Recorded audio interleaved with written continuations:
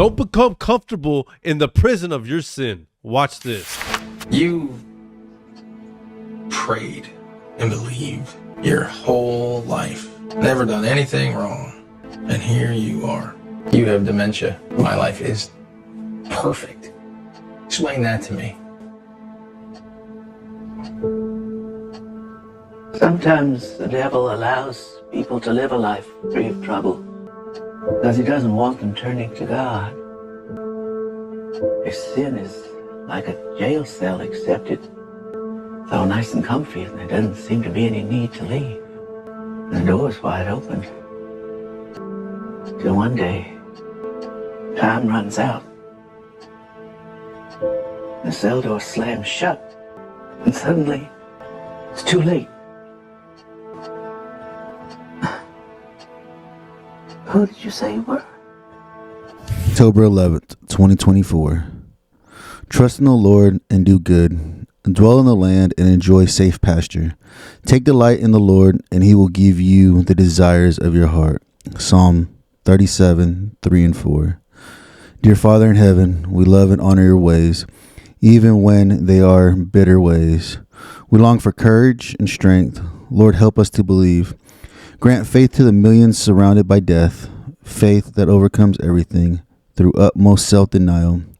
Let your light shine out to bring life to the nations in the midst of all that is happening. Your light shall lead and guide us, and peace will come, a deeper peace than we have ever known.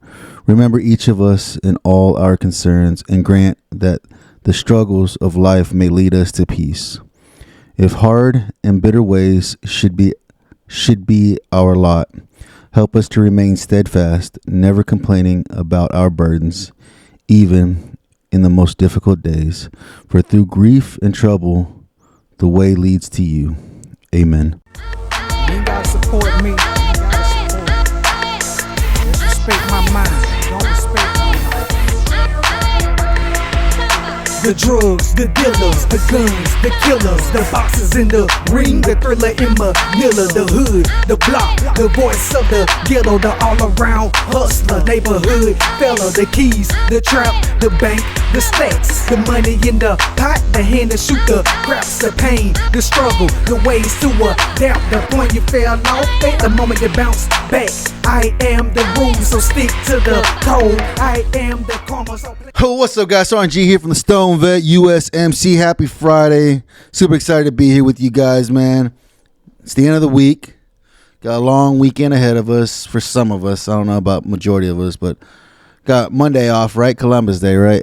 And we don't get started on Columbus Day. My wife doesn't believe in that, but you know, when you're a native, who really does, right?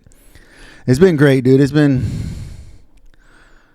been weird. It's been a crazy week for myself, dude. It's been, like I said, I have my own struggles like you guys do every day, right? Yes, RNG has his own struggles. I do, dude. Every day I have my own struggles that I'm dealing with to try to be a better human being, be a better person, better father, better partner. And it's interesting, guys. It's interesting when you neglect those that are around you, that you should be supporting, that you should be loving, that you should be taking care of. To come to a realization, be like, I screwed up really bad, right? And that's what I'm coming to the conclusion of how bad I've screwed up over the many years that I've been here. And you know, it kind of smacked me in the face, and it's like, golly, dude, this sucks, right? But we have to learn how to grow. We have to learn to become better people every day.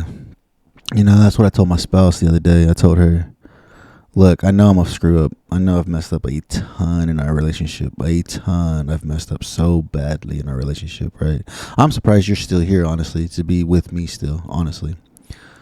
You know, and it smacked me in the face, and it's like, ooh. And, you know, and I told her, I said, look, I know I'm an idiot. I know I screw up all the time. I screw up a lot all the time, right? But all I can tell you is that I'm going to be better today than I was yesterday. And I promise you that I'm going to do my very best to be better today than I was yesterday, and be better tomorrow than I am today. When we first got together, I promised her the world. and I've been neglecting my part of the agreement that we had agreed upon prior to getting married, right? And you grow up, guys. I mean, I've been with my wife since I was freaking 16 years old. 17 years old. I've been with my wife. I'm 41. We grow, right? We grow up, become adults, or our favorite stuff changes. We start liking other things, start liking different things, right? And being in a relationship's hard, right? I'm trying to tell my son that, right? Because he just, his girlfriend broke up with him. They've been together for like 1.5 years or whatever, and she broke up with him. And I've told him, dude, I was like, being in a relationship has got to be one of the hardest things I've ever done, dude. Is being in a relationship with somebody that you love tremendously, right? I mean, think about it. How many of you guys are in a relationship with the person that you love so much, right? But you keep screwing up. You keep talking to other women, looking at porn on your phone, reading nasty stuff, talking to other women, right? And that's my problem, right? I like to talk to women, right? I like to talk to other women, right? I'm getting attention. That's what I like, right? I'm getting attention, right? And over the years, I've neglected that, right? Like I've abused it. I've neglected it. I've abused my spouse, neglected her tremendously, right? And it's hard, dude, to try to be man up, right? It's time to man up and be like, I'm going to be better today. I'm not going to let these women pull me in to be talking with them and stuff, right? And once you break trust, guys, you guys know, once you break trust, dude, it's freaking hard, and it takes forever to get that trust back, right? And I know this, right? And I get it. But like I said, I'm going to do better today than I did yesterday, and I'm going to do better tomorrow than I'm doing today. And that's all I can promise. I can't give you no more than that. Like, that's all I can promise you, that, right? And so hopefully you guys aren't in a tight spot, in a tough predicament like that or whatever, but hopefully you guys go to the Lord with your problems, because that's all I've been doing, is going to the Lord with my problems, to be like, hey, God, I can't do this no more. It's not, I keep screwing up, and I told God myself, I said, I can't do it no more. I've tried, and I've messed it up. I've tried, and I messed it up, and I've tried, and I messed it up, man.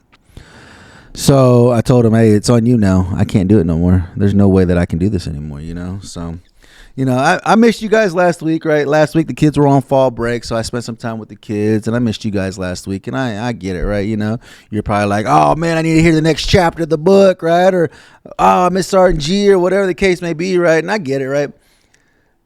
I appreciate you guys that are listening in, right? Because we're over 17,000 downloads. My goal is to hit 20,000 by December. And I can only do that with you guys that are listening in every day. You guys need to be sharing this content to everybody that you know, right?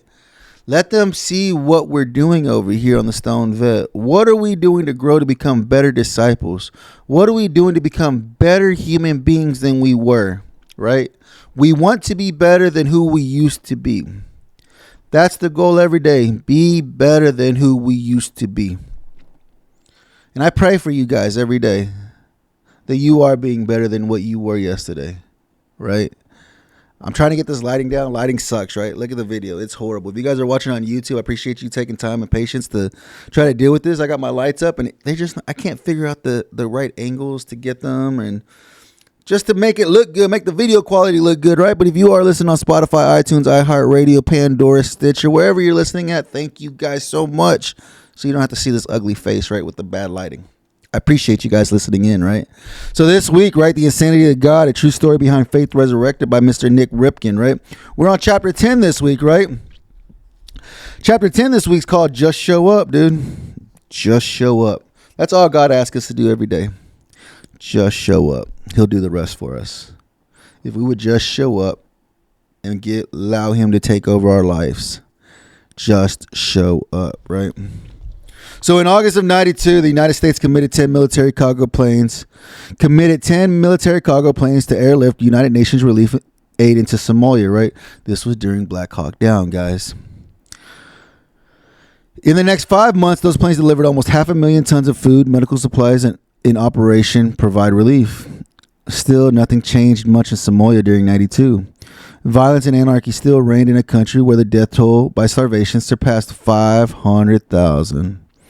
Another 1.5 million people had become displaced refugees. Many of the supplies now pouring into the country continued to be looted. Much of what was not stolen was storehoused in airport hangars. The United Nations didn't have the organizational resources to deliver the aid into the hands of the people who most desperately needed it. The international media reported on both the massive relief response and the struggle to get the supplies to the people. After ignoring civil war and famine in Somalia for years, the world community suddenly took note of Somalia's plight. Graphic images of suffering Somalis broadcast around the globe prompted a public outcry for action. President George H.W. Bush committed American combat troops to lead the Unified Task Force, a unified nations-sanctioned multinational military force that numbered 32,000 to support the relief mission. The United Nations accepted President Bush's offer on December 5th, 92. The same day, the president ordered 25,000 American troops to Somalia to spearhead the newly renamed relief effort, Operation Restore Hope. 4 days later, I stood on the rooftop of our rented compound in Mogadishu and watched the nearby waterfront as the first waves of United States Marines waded ashore. The event was captured live by a gaggle of camera crews and reporters.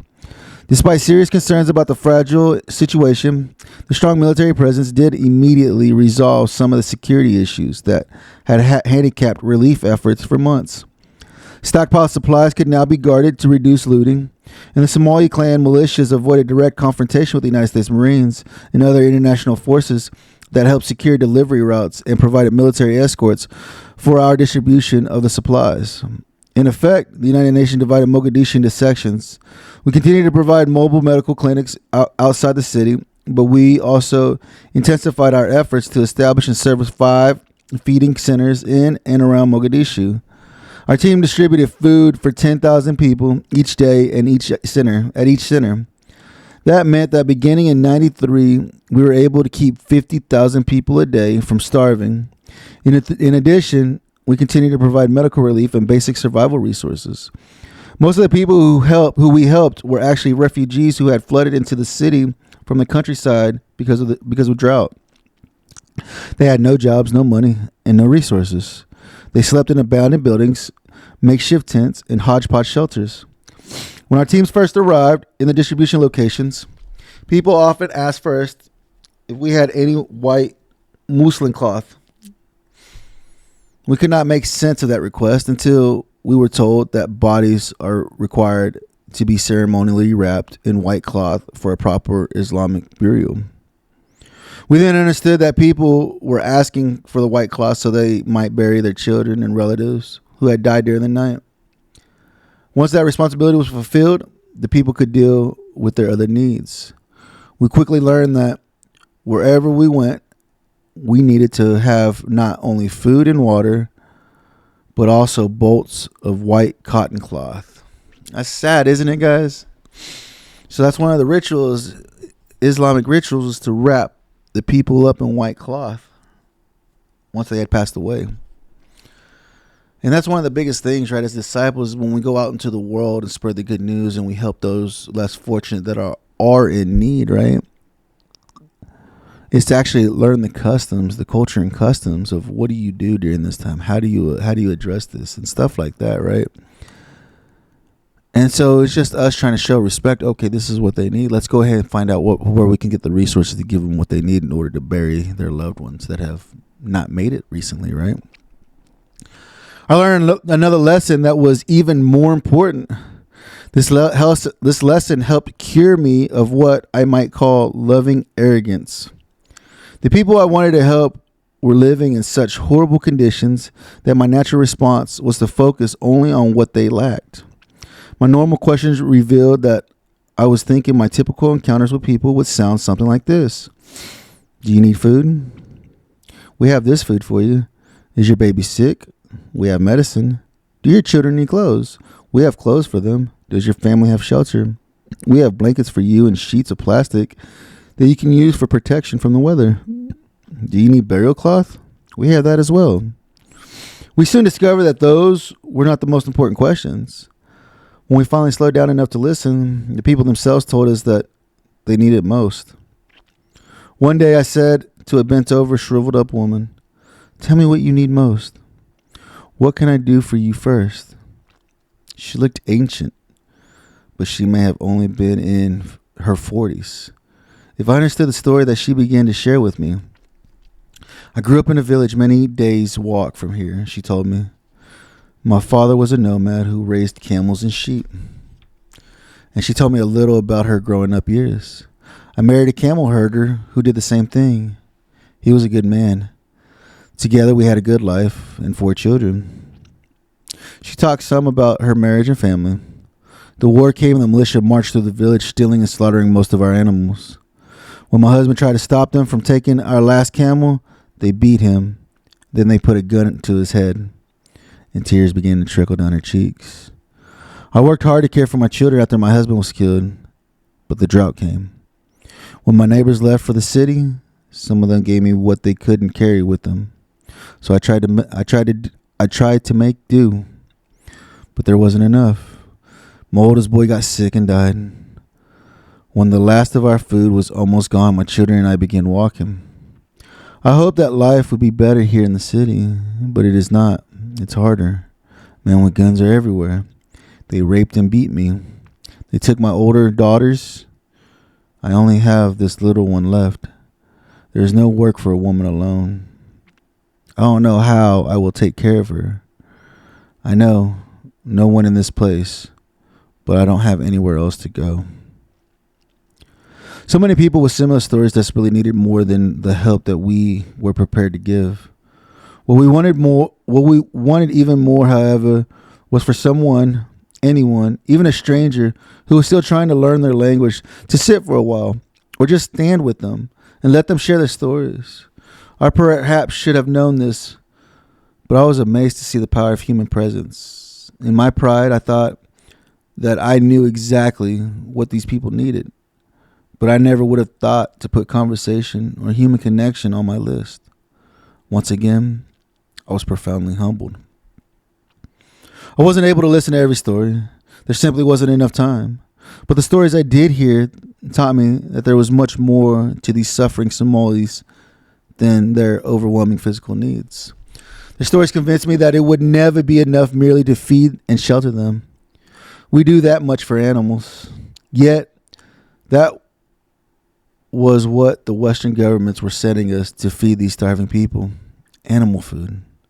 Each day, Somalis would stand in the sun for hours so that they could dole out to them about 5 pounds of dirty, unprocessed wheat or the hard yellow kernels of corn that we used to feed our animals back in Kentucky. Those seemingly endless lines at the feeding sites were made of individual human beings who had witnessed profound evil, endured horrible living conditions, and suffered so much heartache and loss that many of them had lost all sense of their own humanity. Sometimes we listened to the stories. Sometimes it was enough to remember that they had stories. By doing that, we were saying to them that they mattered. We were saying that they were important enough to be heard. Just by listening, we could restore a measure of humanity. Often, that felt more important than more transforming than one more dose of life-saving medicine or another day's worth of physical nourishment. Some days it wasn't the humanity of the Somalis that I worried about, but my own humanity and that of my staff. It was nearly impossible for us to find strength to get out of bed in the morning, knowing that before the day was over, we would bury 20 more children and that there were many more starving people in the country than the 50,000 who we would feed that day. If each soul is indeed a soul of whom Christ died, how would it be possible to endure the pain, the death, the humanity, right? Because Christ died for all of us, right? And to sit there and think, how would it be possible to endure the pain, the death, and the inhumanity? Clearly, we could not afford to break down every time we helped a welling mother bury her baby. We could not let our hearts break every time we looked into the desperate eyes of a starving child. the age of my sons. At the same time, we refused to let ourselves become people who didn't share the grief and pain of those around us. We struggled to see our emotions without hardening our hearts. That was not easily done. Wrestling daily with such difficult dilemmas made relief work as emotionally draining as it was physically taxing. Most days there was no rest.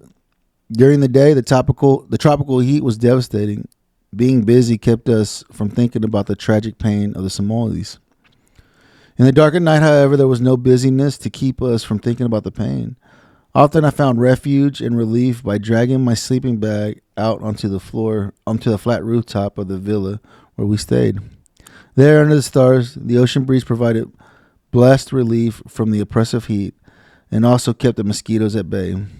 The breeze, plus the view over the compound walls of Mogadishu in the moonlight, provided a stark contrast to the fury of gunfire and the flash of exploding mortars that nightly lit up the sky over the city. Human beings are adaptable creatures. However, I adapted to this world. I learned to sleep through the gunfire and explosion, but I never let my guard down. Even at night, my senses seemed to stay alert and turn to the smallest nuisance of sound or movement. I wasn't aware of it at the time, but it was impossible to relax. We knew that everything that we were doing required risk. Over time, however, it became difficult to determine which risks were acceptable and which risks were avoided. Over the past few months, we had increased our staff. Other people had joined us to supplement our Somali staff and help us administer our growing relief work. At first, we relied on Western workers from other African countries who we could bring to Somalia. We assumed that people with some experience living in challenging settings would be better prepared for the situation in Somalia. One day I welcomed one of our first American staff couples to our Mogadishu headquarters. I gave Nathan and Leah a quick tour of the compound and then took them up to the roof for a look at Mogadishu. As I showed Nation the water tanks and the radio antenna, Leah walked toward the edge of the roof to get a better look at the compound below. "My goodness, listen to that," she exclaimed. "The mosquitoes certainly are bad here." My heart clenched the instant her words registered in my mind. I realized that there would be no mosquitoes in the middle of the day. As I instinctively rushed toward Leah, I began to hear what she was hearing. As calmly as I could, I said, "Leah, those aren't mosquitoes that you're hearing. Those are bullets." Before I could say more, Leah had already dropped flat and was belly crawling back to the doorway. That was Leah's welcome to Somalia. She had to adapt in a hurry and she did it well. We struggled to remember what was normal. We realized that we were being forced to adapt to a situation that was impossible even to comprehend. We felt certain that we were exactly where we needed to be, exactly where God wanted us to be. But almost daily we wondered why God would allow such suffering and pain. The human element in that pain was clear. Corruption and greed and sin were obvious answers to our question. What we couldn't see quite so clearly at the time was the love and power of God. Was God in Somalia? Where? What was he doing? How bad would the situation have to get before he would dramatically intervene? We made a conscious choice to be salt and light in a place gone mad, and we prayed that somehow the light would shine in the midst of this dark insanity. Crazy, right? To think. I mean, how many of you guys were deployable guys, right? Army, Marines, Navy, whatever, right? How many of you guys were deployable and saw stuff like this, right? Some of y'all listening were probably there in Mogadishu during that time when we were doing the relief efforts, right? And I thank you for your service, man. I thank you for doing that for us, right? You're the reason why I'm able to sit here today and be able to shoot this podcast for you guys, right? Because of what you endured during that time. Times are hard right now, guys. Look what's happening in North Carolina to those poor people in Nashville. Look what happened in Tampa not too long ago, just a day or so ago, right? They say there's another hurricane coming that way to Florida, coming from the other side now. Guys, I pray that you find God to help soothe you and comfort you There are days that are freaking hard, dude. Super hard. I get it. I know. I understand. We have to find peace and joy in the Lord because that's what He provides for us. Go to God and tell Him to take control. That you can't do it anymore. I'm just here, Lord. Just make this the best that you can make it. Allow me not to be an idiot, an imbecile, retarded. I pray, Lord, that you just help us, right? Help me be a better person. Be better today than I was yesterday. I pray, guys, that you just seek the Lord. Find comfort in the Lord. Because, I mean, life's hard, dude. It is. I'm not lying. Life is freaking hard. So I pray you guys find that comfort, right? I got some new swag out. Just updated my hoodie. Hoodies went out to a couple of people. I sent a couple of hoodies out to a couple of people that have been helping me out, been hooking me up and helping me get the medicine that I need. And I thank you guys so much for that. So much for that. I pray, guys, that you guys find what you're looking for. I pray that you heal. Because I think that's the hardest struggle that we have is trying to heal from everything that we've endured in this life.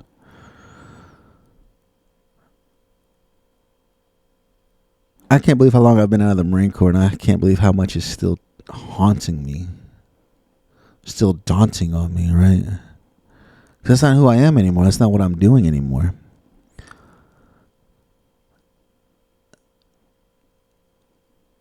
I am trying to be better. I love you guys so much, man. I appreciate you guys hanging out with me on this Friday. Go enjoy your weekend. If you got a long weekend, dude, enjoy it up. I think it's supposed to be warm this weekend, and then it starts cooling down again here in Oklahoma anyways. It'll start cooling down next week, which will be lovely. Lovely, lovely, lovely. I appreciate you guys hanging out with me. Like I said, man, if you guys are watching on Spotify, or listening, if you guys are listening on Spotify, iHeartRadio, Pandora, iTunes, Stitcher, wherever you're listening at, leave me a 5-star review, guys. Come on, man, help me out. Get this content out there, man. Leave me some comments, dude. That's the only way this content gets out there. How do you think we got to 17,000 of you guys listening in?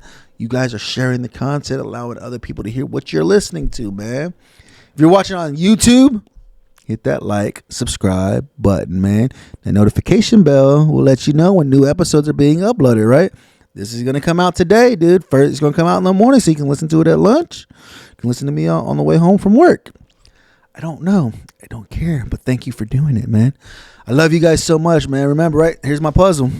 Your piece goes right here, and I need you here to complete this puzzle because I don't want to throw it away, dude. This is an expensive puzzle. Your piece is right here. You're very important with what you do, man. Nobody else can do what you can do, and I need you here to continue doing what you're doing because I'm going to need it. I love you guys so much. You want to reach out to me? Reach out to me, dude. I'll talk to you. I'll spend some time with you, man. Merch link is in bio, dude. Go pick up some swag. Pick up some stuff, dude. Come on, man. Help me out, man. I love you guys so much, man. Remember, guys, here at the Stone Vet, we got you 6. How it goes, I am the recipe, the food on the stove. I am above, I refuse to be below. I am important cause I am unique. I am the lesson, so learn it from me. I am the pavement made in the streets. I am the mercenary MRC.